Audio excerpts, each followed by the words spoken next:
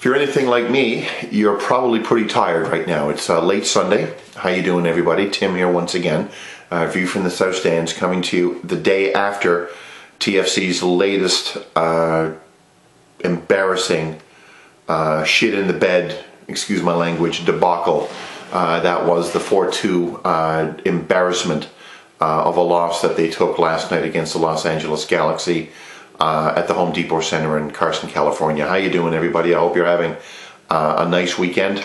My weekend has been great, except for the 2 hours that I wasted last night, and it frankly was a waste watching this joke of a team called Toronto FC and what they actually did and most importantly did not do on the pitch last night.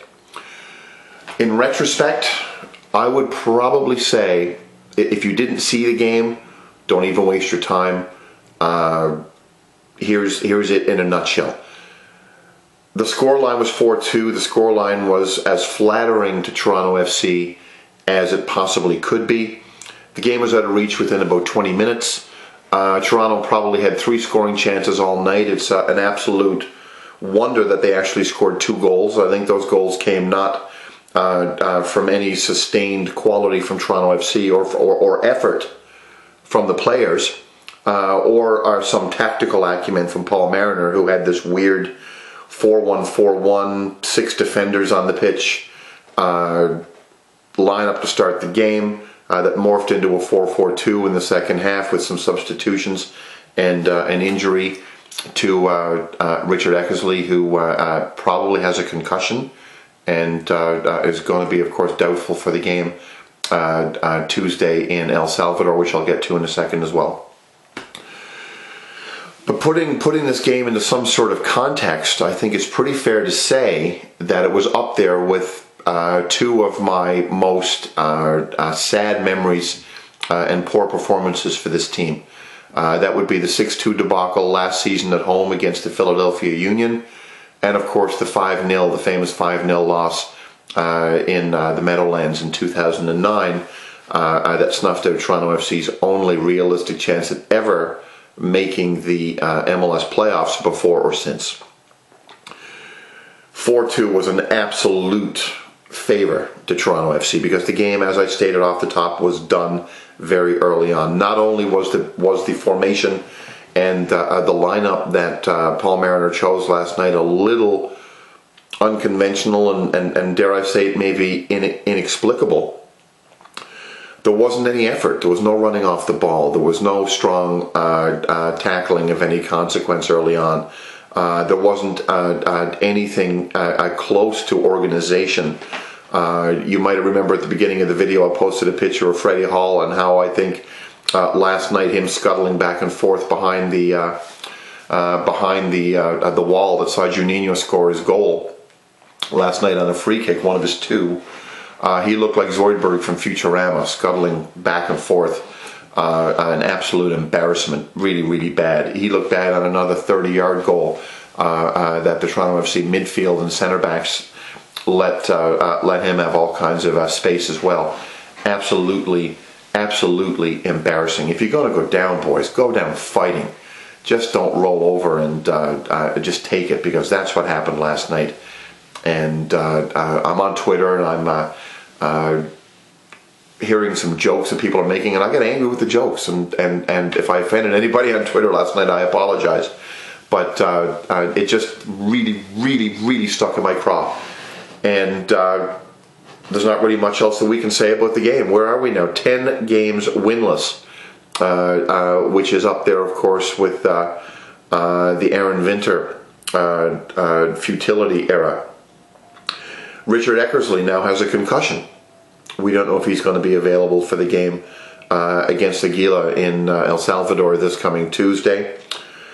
I don't know. Toronto FC, of course, has the near impossible task now. Even if they beat the team from El Salvador, which they should on paper be able to do, they're then going to have to go to Santos Laguna next month and win by 3 goals. And if you believe that's going to happen, I've got some swampland down in Louisiana that I'd like to sell to you, because it's not happening at all.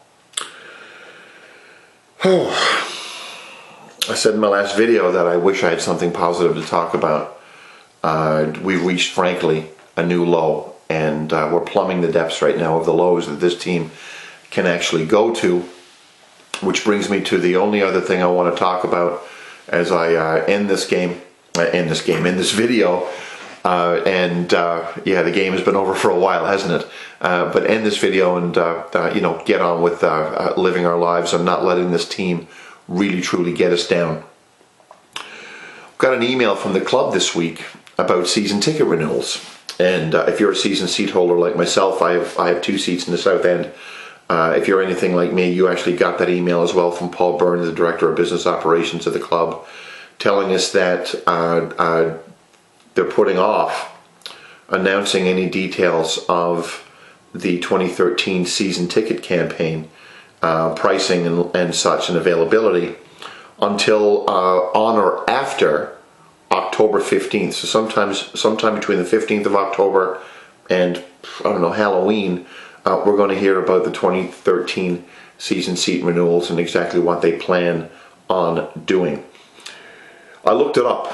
This is by far and away the latest that Toronto FC is actually held off on announcing season ticket prices for the upcoming year. Montreal and Vancouver have already announced theirs. I think in the last 2 weeks they've already announced reductions for 2013. Vancouver is on the cusp of the playoffs. Montreal is on the outside looking in, but they've had a much more successful season, barring the Champions League and the Voyageurs Cup, than Toronto FC has had. And Vancouver is, I've got a realistic chance of making the playoffs out in the Western Conference this year in their second season. They brought through some pretty decent players this year as well. So Caleb Carr, Darren Maddox, etc. So they actually have a lot more optimism to build on for the upcoming season than Toronto FC does, and they're lowering prices. So the question that I have to ask is this a tactic? Have they already decided what they're doing? And they're just holding off until, for example, the people wearing paper bags leave the stadium on the middle of October for the last home game before the season is essentially shut down in Toronto, and all of the bad press comes to an end. Or they're just going to, meekly put it out there and sort of low ball it and low key it and see what happens there? Or is it, and this is what I think, is it the fact that the club really doesn't know what it's going to do as of yet? That they finally are starting to realize the scale of the problem that that this horrible season in retrospect is actually, this and the previous 5 of no real significant bedrock or progress to build upon. That the crows are coming home to roost now, and they're finally figuring out that they have such a massive problem ahead of them that they don't know what to do, and that they're trying to give themselves some time to try to figure out how to sort of do a reset and try to salvage something for 2013 and beyond from a business perspective. I'm leaning towards I could be wrong, I'm leaning towards the second, not the first. But again, we'll have to see. I've already sent an email to my ticket rep. I encourage you highly to do the same. That not only are you asking, but that you frankly require a significant reduction in pricing for 2013 for both single seats and for season seats.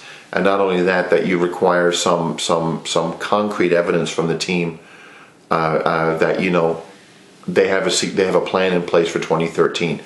Going into 2013, other than Darren O'Dea and maybe Luis Silva, the development of those players, not really a lot to build on, is there?